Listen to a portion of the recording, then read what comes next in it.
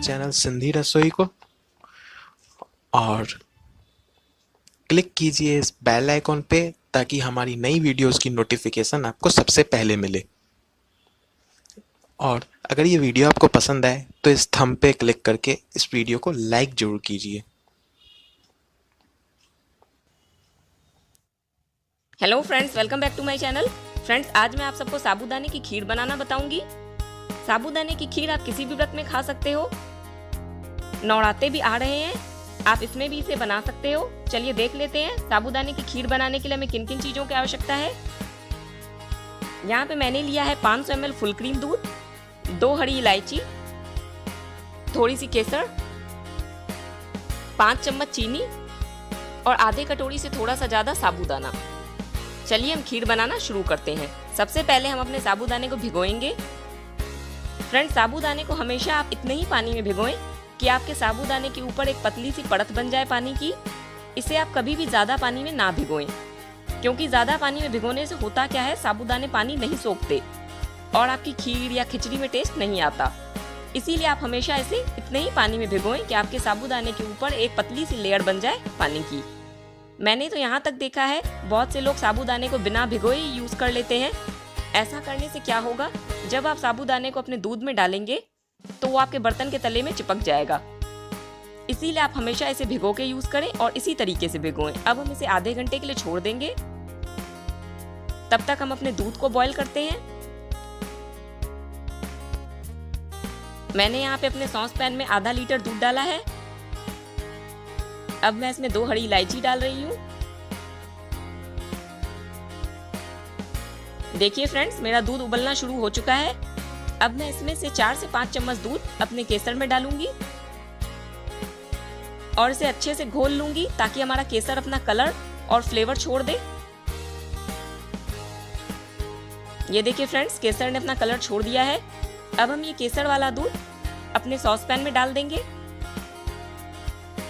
और अब हम दूध को कंटिन्यूअसली चलाते हुए रिड्यूस होने तक पकाएंगे। इसे हमें 300 ml तक रिड्यूस कर लेना है ताकि हमारा दूध 500 ml में से 300 ml बचे।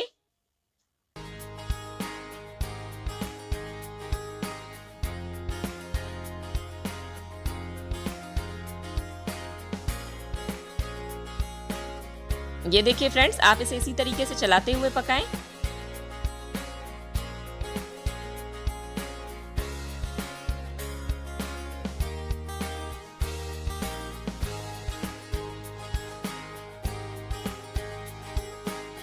इसमें तकरीबन 10 से 15 मिनट का समय लगेगा।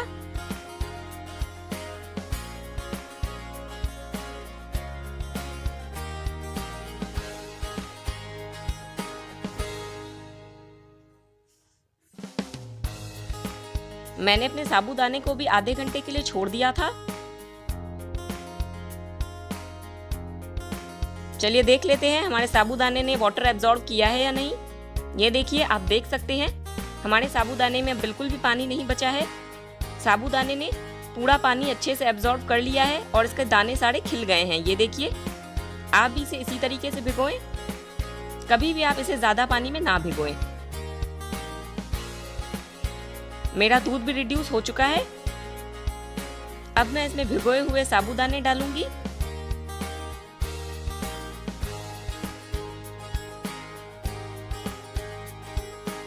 मैंने अपनी फ्लेम को मीडियम कर दिया है। अब हम इसे तब तक पकाएंगे जब तक हमारे साबूदाने ट्रांसपेरेंट ना हो जाएं। फ्रेंड्स, आपने देखा होगा मैंने अभी तक इसमें चीनी नहीं डाली है। चीनी हमेशा आप बाद में डालें, क्योंकि अगर आप पहले चीनी डाल दोगे तो आपके साबूदाने नहीं गलेंगे। इसीलिए आप इसे इसी तरीके से बनाएं।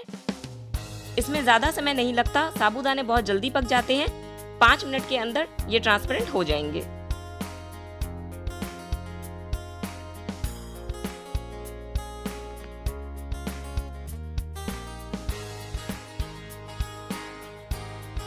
फ्रेंड्स, 5 मिनट हो चुके हैं।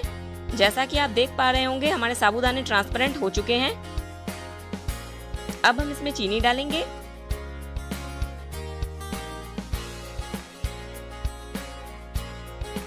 चीनी आप अपने स्वाद अनुसार डाल सकते हो। मैंने 5 बड़े चम्मच चीनी डाली है।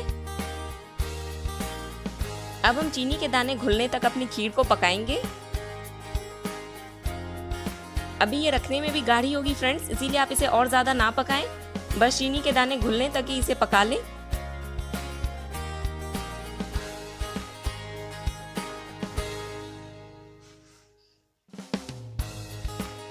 मेरे चीनी के दाने अब घुल चुके हैं।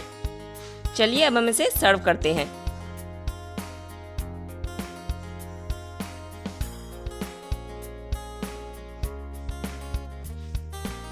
मैंने अपनी खीर को सर्विंग बोल में निकाल लिया है। अब मैं इसे कटे हुए नट्स से गार्निश करूंगी। यहाँ पे मैंने पिस्ते और बादाम को बारीक काट के रखा है। इसे हम अपनी खीर के ऊपर डालेंगे। आप भी इसी तरीके से फ्रेंड्स साबूदाने की खीर बनाएं।